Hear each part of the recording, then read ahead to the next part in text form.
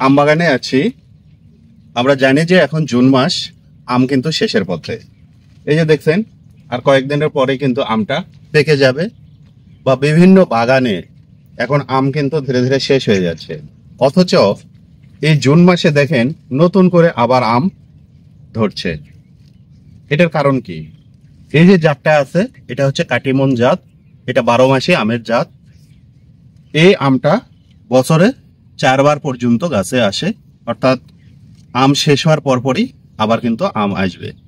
আপনারা যারা সারা বছর আম পেতে চান বা সারা বছর আমের ব্যবসা করতে চান, তাদের জন্য এই কাটিমন জাতের আমের বাগান করাটা জরুরি। এই কাটিমন জাতের আমের চারা আপনি নিবন্ধিত সরকারি কোনো নার্সারি থেকে সংগ্রহ করতে পারেন, অথবা এই যে গাছটা রয়েছে এই গাছ থেকে ছায়ন কর্তন করে আপনি টপ ওয়ার্কিং বা টেপ কলমের মাধ্যমে নিজের বাগানের বা নিজের গাছের জাত পরিবর্তন করে এই গাছ থেকে সারা বছর আম পেতে পারেন।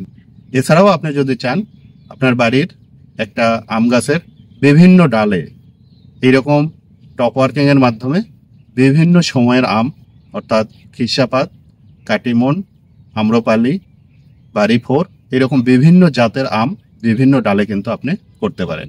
এর জন্য সবচেয়ে সহজ উপায় হচ্ছে টপ ওয়ার্কিং।